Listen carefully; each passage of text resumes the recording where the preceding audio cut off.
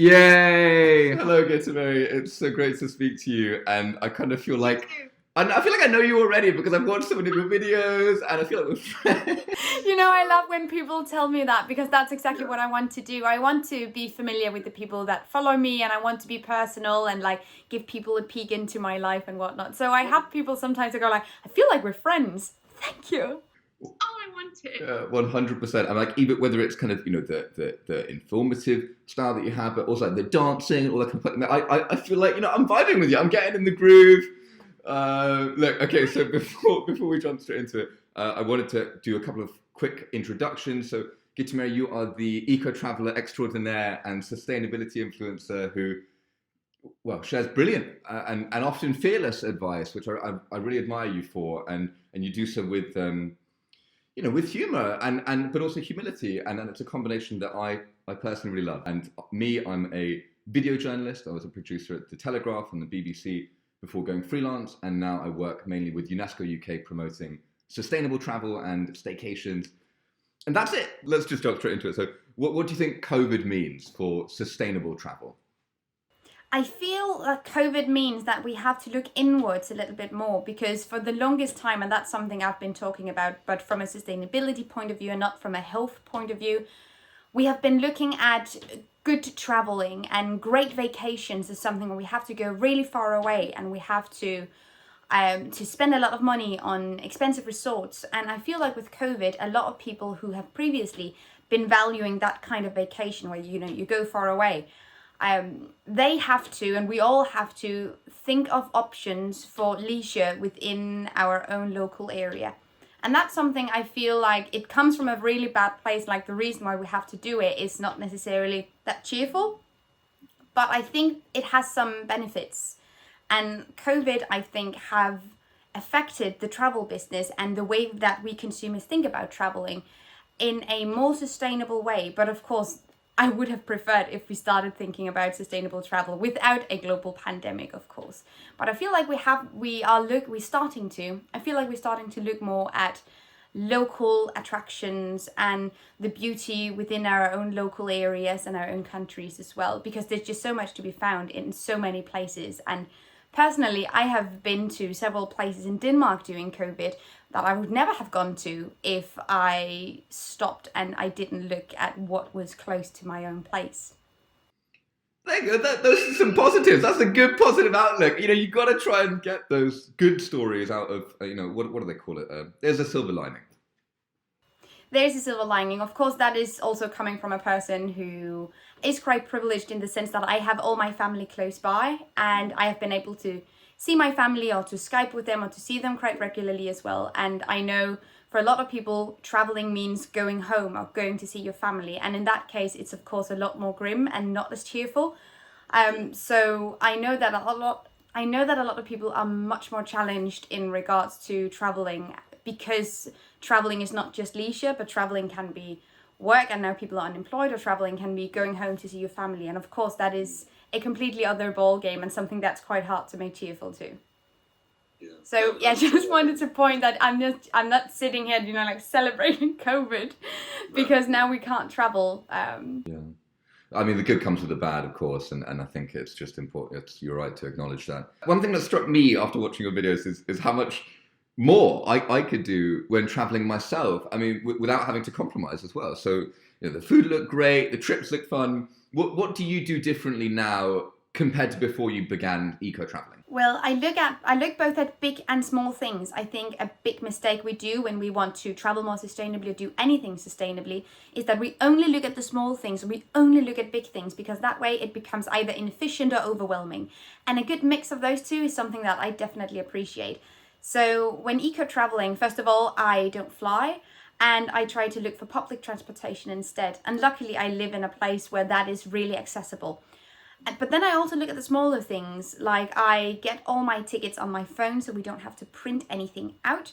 And then I use the app called Happy Cow to find plant-based and vegan restaurants wherever I'm going, especially places I haven't been to before. And when it comes to stuff like souvenirs, that is also something that you can look at without really compromising your trip. But instead of supporting big chain corporations and their, mass-produced souvenir stuff, looking at local artists, supporting local craftspeople instead is just such a much more fulfilling way of buying souvenirs, because then you're also supporting a community that you visited and appreciated. So everything from looking at how you get there to what you eat and what companies you support while you're there, I think are all really good steps. And again, some of them are super big and some of them are smaller and almost unnoticeable. What does a staycation mean to you exactly? Well, what would a typical one involve? Well, I have been going on quite a lot of staycations, and for me, staycation just means going on vacation in your own country or in your own area. But I also know some people think staycation mean going on vacation in your own city, or like in your own home. For me, it just generally means going on vacation in your own country. And my parents-in-law have this amazing cottage where we go all the time, and it's 2 hours away. It's not very far. And it's just a completely other world up there, because there's just this huge lake you can swim in, and it's just so close by, and I think it's amazing. And that is what staycationing is to me. It's going to that cabin and just completely unwinding. And I'm going there next week as well. I'm just looking so much forward to it. Also because it's very deserted, so there aren't really a lot of people up there right now, which is really cool. And for me, staycation means appreciating your local areas and your local nature and your attractions, the attractions that you have close by, the history that you can find. During lockdown, we have to reschedule a lot of different travels outside of the country. And instead of simply just sitting at home and feeling really down about it, we ended up going on this history tour throughout our own town. So we ended up going to the museums that none of us have ever been to, because, that's for tourists, that's not something we do because we're locals. But we ended up doing that anyway, and it was so cool, and you actually learned something, and it was really fun. So that's also something that staycationing is to me, I feel like, appreciating the history and the nature that is close to you. If you could give 3 top tips for travelling sustainably, what would they be? Okay. Whenever you travel sustainably, you're probably going to be eating out quite a lot, because we do eat at restaurants when we go out. Choose the vegan or vegetarian meals, because even people who are not vegan or vegetarian aren't perhaps pursuing it a lot because they don't know how to make the food at home themselves, which is a completely fair assessment. It is difficult to learn new cuisines, but when we're out at restaurants, we don't really have an excuse, and we can just try it out. And I think that's really cool. That is also how I started. I ended up going to restaurants that were 100% vegan, even before going vegan myself, simply just to learn and to experience it, and to get a proper first impression of it, rather than just, like a sucky tofu burger you made yourself on a whim. So that is definitely something I want people to think about, what kind of food that we eat when we are out, because we know what steak tastes like now. We can try new things. And then I feel like we should support the local communities rather than supporting big chains. So supporting local craftspeople, local artists, think about what kind of souvenirs that we're purchasing, and see if we can make that something with a positive impact. And then be mindful of the waste that we generate when we're out, which can mean bringing a fork from home, so you don't have to buy plastic forks, you don't have to use plastic forks or cutlery. It can mean bringing your own mug or your own cup for beverages, stuff like that. But minding trash even when we're not home. I definitely see that a lot of people have really good intentions in their everyday lives and really want to be more sustainable. But as soon as it's a party, it's a holiday, it's a vacation, we end up forgetting a little bit sometimes. And there's just so many things we can do even when we're relaxing and spending time with our families at vacation and stuff like that. So many things we can do. I've always said that with like when you go out and you go to a nice restaurant, like the vegetarian or the vegan options are gonna be amazing and like so much better than anything I can accomplish. Like I like to cook, but goodness me, like when you go to a nice restaurant, they're gonna nail it. What's your dream sustainable travel trip? Where would you like to go and how would you do it? Well, I had my dream sustainable travel trip planned out, and then I had to cancel it because of COVID. So hopefully I will be able to do it next year. But I really wanted to go on an interrail trip because I didn't get to do that when I was younger, and now I have the time because I'm self-employed, so I can do that.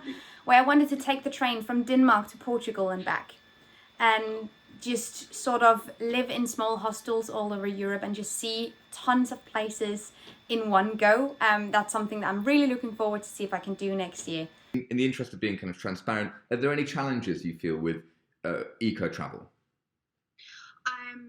Well, it takes longer sometimes, and taking and the fact that things can take like more time and it takes longer can be completely fine if you're in a great mood and if you think everything is going well and if you're with people that you like.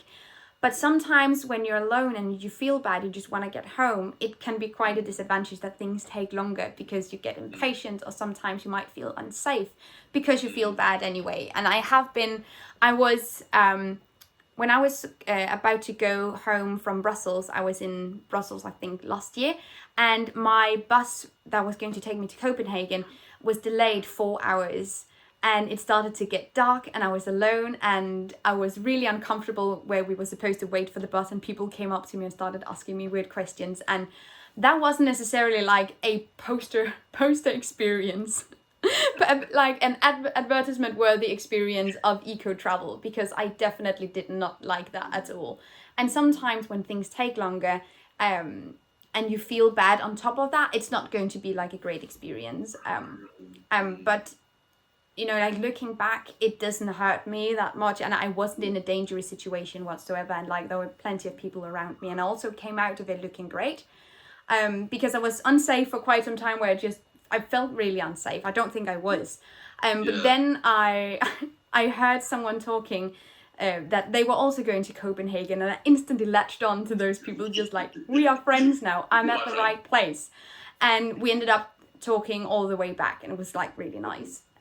So things work out, but that's one of the disadvantages, I feel like, and I sometimes suffer a bit from like travel anxiety, and if things are delayed or perhaps something is not coming at all or stuff like that can really make me anxious sometimes, and that's going to feel enhanced at one moment or another when you don't use planes, I feel like. I remember on that trip as well, actually, I don't know what was up with that trip, but when I went on the bus, when it finally arrived, I just sat down in the first seat that was free and just completely unwired, just completely done. And turns out I was sitting right in front of like the little restroom that was on the bus, where the flush function didn't work. So I was sitting in like this sort of urine smell for 13 hours. It was comically bad. Oh no! You're feeling vulnerable. The people, you know, you got no friends, and then the smells. And now it smells like pee. I really want to be transparent about these sorts of things, because you know, like, you can experience bad things also when you use planes, but of course these things feel enhanced because they take longer. So you're not sitting in like pee smells for 2 hours, you're sitting in it for 13, and that's a long time. And you know, there are pros and cons to everything, but I think that was where I come back to, when you've changed your values and your mindset and your mentality towards these things, you become okay with the potential risk of experiencing bad things as well. And if that's the extent I'm going to experience bad things to, then I'm also okay. I mean, like, things could have gotten gradually worse. And I'm just glad that they didn't, you know. So Okay, look, so what's one positive change people could make on their next trip that you would recommend? I think it's really important that we look at how can we support the community rather than exploit it. I remember many years ago when I was in Thailand, and a beautiful country, absolutely loved it. And I've always loved elephants so much. They make me so intensely happy. And one of the people I was traveling with said that she had thought about booking some elephant tours so we could go and meet some elephants and ride elephants. And I was completely shocked. I was just, you know, I like elephants, right? You know, I like them. I would much rather have them not have me sitting on their backs and just like, no, I've seen how that industry exploits these animals that are, you know, like incredibly brilliant and smart. I see the good intention of the thought, but I ended up talking everyone out of going at these elephants, so no one ended up going. And that's something that I feel like is also something that we forget, because a lot of people visiting other countries, and especially far away, tend to not see all that goes on behind the scenes, behind the tourist attractions, how they're built, how they're made, how they're managed, and stuff like that. It's also an inherently untransparent industry. And looking at it as an industry makes it so much easier to decipher what's right and what's wrong. I feel like there is also definitely a point to be made that there are degrees of exploitation here. And I've also been to zoos other places in the world where I've been absolutely baffled, where I see why some vegan activists are really going after zoos because they can be absolutely horrendous. Really, really scary places. And I think there's been a lot of memes made that, okay, you feel stressed about being in lockdown and quarantine during COVID. Right. How do you feel? How do you think the lion feels right now? Just being locked in this sort of cement box alone. I just think not. Watching films like Blackfish and like, how can you not be touched by that? Like, that was just for me. But that's the power of narrative, you know, that's the power of storytelling. Because there's not a lot of people telling these animal stories, and definitely that movie I think was so important in terms of SeaWorld activism and also just for consumers and people of the world, understanding that animals are sentient and have feelings and emotions and care for their babies and stuff like that. And as soon as we sort of realize that and we start to value that sentience, it's also going to be easier to make more sustainable and ethical choices, I feel like, because then you understand what you're supporting or what you're not supporting. Absolutely, and that kind of biodiversity argument as well is what David Attenborough has tapped into. I saw someone saying how, what's your stance on this then? So like, you know, David Attenborough is obviously vouching for biodiversity and rewilding. But in that same breath, David was talking about, you know, overpopulation being a problem. Where do you land on that? I'm so disappointed that a great man like David Attenborough, because I think he's done a lot of amazing things, and he has been so important for the general mainstream understanding of climate change and the importance of nature. Both him and Jane Goodall have said things about overpopulation, and I'm so disappointed to hear it, honestly, because overpopulation is not the problem, overconsumption is the problem. And it's always funny to me when people of the West are talking about overpopulation whilst having children and big families themselves, because it very easily gets a feel of we want people to control populations other places in the world. It easily becomes eco-fascism, where we sort of point fingers at indigenous communities, at people of color, and it becomes very easily it has this racist veil that is very unflattering, I feel like, and perhaps it's unintentional. I hope that it is, but that's what they end up saying, that when we are too overpopulated, but not something we want to do something about ourselves, just you guys over there in the world, you have that in mind. And if people stop over-consuming, if we stop buying fast fashion, if we stop supporting factory farming, if we stop flying everywhere and producing electronics like we do now, it's not going to be a problem. We often talk about how it's a problem because we can't feed this many people in the world. Well, the reason why we can't feed these many people that are in the world today is because so much of the food that we produce go towards animals and go towards factory farming. And if we start eating more plant-based, it's not going to look that way. And I think looking at those structural differences are so much more constructive as well, because otherwise, what's the point? Are we just going to say that we are too many people, some people have to die? Is that a solution? That's not a solution. Instead, looking at our own consumption of goods, because we live in access all the time. We have so many different things, and we have the opportunity to buy things all the time. And I think we should look that way instead of looking at overpopulation, because I honestly do not think that is the problem. I think one of the most important numbers of 2020 is the fact that 71% of all global emissions are caused by 100 companies. They're not caused by overpopulation, they're caused by 100 companies. And as soon as we learn that and we relearn it again and again, we can start making intersectional environmentalist activism as well. And that's what we need to do. Lastly, I ask everyone this, and it's always interesting to see how they respond. Government, corporations, or the people? Who has the most power to affect change? Governments and corporations. We can do so many things as consumers. There's so many things we as consumers and voters can do. And all of those things are intensely important. And when I say that governments and corporations have a bigger impact, I'm not saying that our changes and our sustainable steps aren't important, because they definitely are. But as I said, 71% of all global emissions come from 100 companies. And when we vote politicians into office, We also vote for what kind of future that we want. So if we vote green and if we stop supporting these intense corporations, we're also going to see a more sustainable future. But often it all starts with the consumer, because the corporations exist because they know that they have consumers for their products. Sure, yeah, to serve us. So it always starts with us, and that's intensely unfair. It's really unfair that it all starts with people with so little power compared to people with so much power, and we have to dictate collectively what's going to happen in the world. I hate that. I hate that to bits. But I think not acknowledging that they have the biggest impact would be misleading, because that they do. And some people will perhaps feel this is discouraging, demotivating. I don't want that. I think this should spark a fire in your eyes to definitely do something about that right now. And that's how I use these sort of emotions. I think collectively as well is the word you touched on there, and that's something I would like to kind of leave it on. Individually, perhaps there's a feeling that we might not be strong or influential, but either voting or, you know, in the travel experience, it's always better together. Is that a cheesy way to end it? I don't know.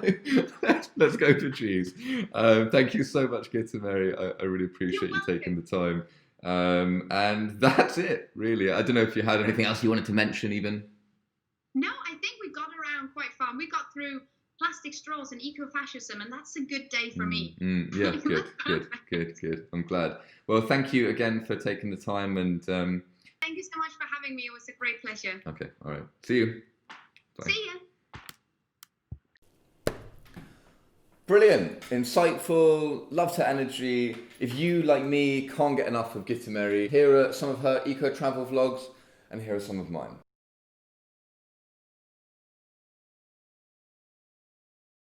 Thank you for watching.